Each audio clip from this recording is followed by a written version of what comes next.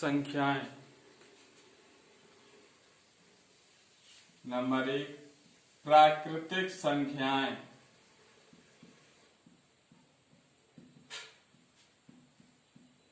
प्राकृतिक संख्याएं वे संख्याएं होती हैं जिसका प्रयोग किसी भी वस्तु की गणना में किया जाता है, जैसे 1, 2, 3 dot dot dot dot infinity तक।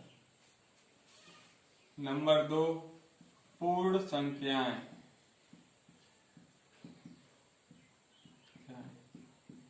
पूर्ण संख्याएं क्या होती हैं? प्राकृतिक संख्याओं के युग्म में शून्य जोड़ दिया जाए तो पूर्ण संख्याएं हो जाती हैं, जैसे 0, 1, 2, 3 डॉट डॉट डॉट इनफिनिटी तक।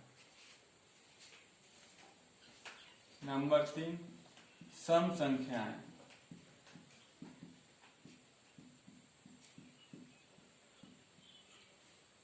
सम संख्याएं वे होती हैं जो 2 से पूर्णतः विभाज्य हों, सम संख्याएं कहलाती, जैसे 2, 4, 6 डॉट डॉट डॉट इनफिनिटी तक। उसके बाद विषम संख्याएं। विषम संख्याएं विषम संख्याएं वे संख्याएं होती हैं जो 2 से पूर्णतः विभाज्य ना हो, विषम संख्याएं कहलाती हैं, जैसे 1, 3, 5 डॉट डॉट डॉट इनफिनिटी तक। उसके बाद नंबर 5 अभाज्य संख्याएं।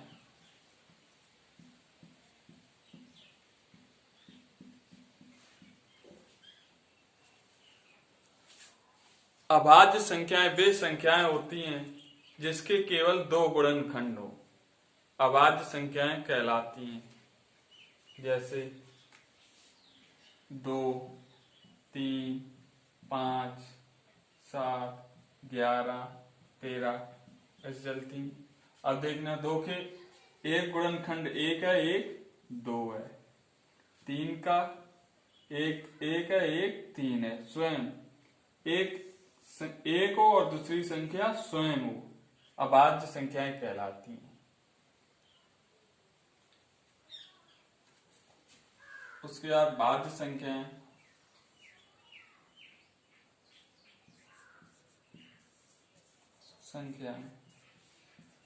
भाज्य संख्याएं वे होती हैं जिससे 2 से अधिक गुणनखंड हो, भाज्य संख्याएं कहलाती हैं, जैसे 4, 6,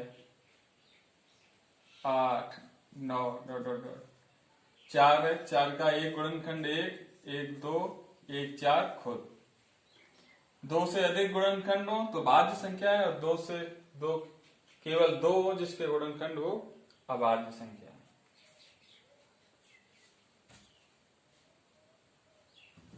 उसके बाद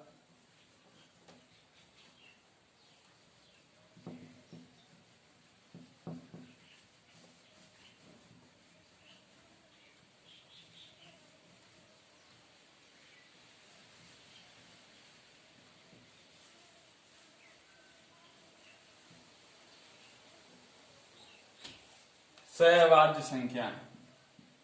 सहअभाज्य संख्याएं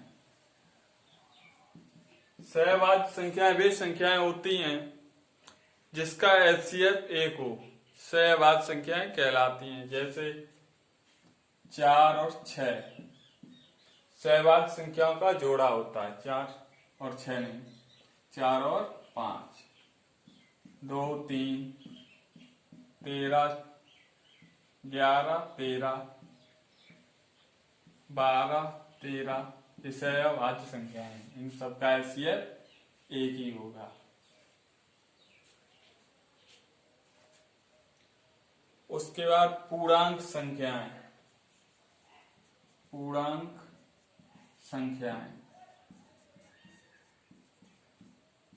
संख्याएं धनात्मक, ऋणात्मक और 0 सहित सभी संख्याएं पूर्णांक संख्याएं कहलाती हैं, जैसे infinity minus dot dot dot -3, -2, 1 0 1 2 3 dot dot dot infinity तक पूर्णांक होते हैं। उसके बाद पूर्णकालिक संख्याएं।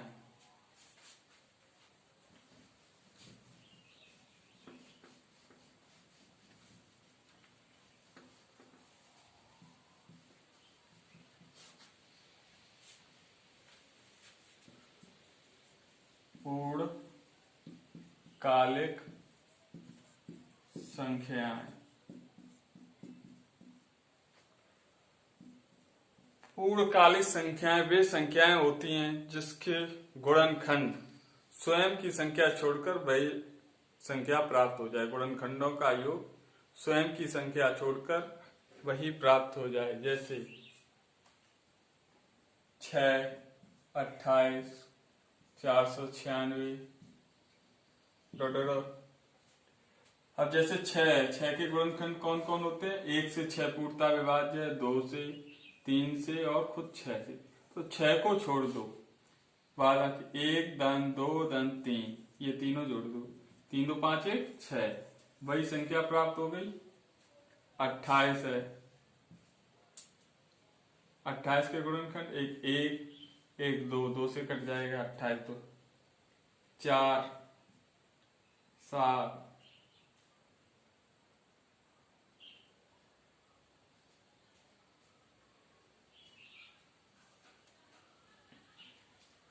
14 और 28। 28 को छोड़ दो, आधा की जोड़ दो, 14 7 21, 21 4 25, 25 तो 27 और 1 28। पूर्णकालिक संख्याएं वे संख्याएं होती हैं जिनके गुणनखंडों का योग स्वयं की संख्या छोड़कर गुणनखंडों का योग वही संख्या हो जिसके गुणनखंड हो। पूर्णकालिक संख्याएं कहलाती हैं।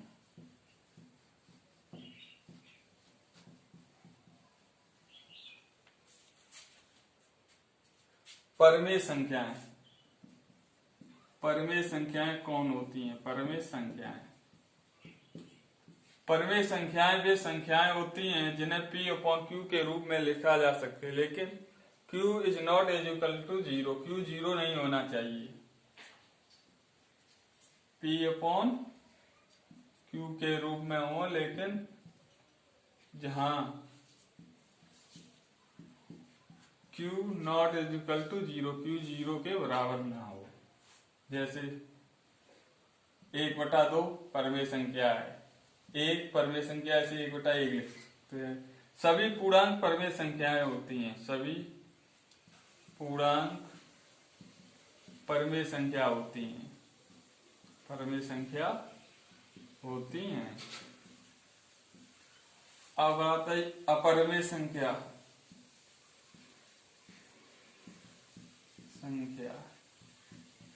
अपरमेय संख्या वे संख्या होती हैं जिसे P/Q के रूप में ना लिखा जा सके। जैसे पाई, अंडर रूल में कोई संख्या, under rule 3, under rule 2, under rule 5, ई का मान, जी का मान 9.8 के करीब, ये सब अपरमेय संख्याएं हैं। उसके बाद वास्तविक संख्याएं। वास्तविक संख्याएं वास्तविक संख्याएं वे संख्याएं होती हैं जो परमेय और अपरमेय से मिलकर बनती हैं, वास्तविक संख्याएं कहलाती हैं। जैसे परमेय संख्या 2 है और अपरमेय संख्या अंडर रूट 3, ये वास्तविक संख्या हो गई। परमेय संख्या 1/2, इधर पाई, ये भी परमेय संख्या हो गई। तो आज संख्याओं के बारे में पढ़ा।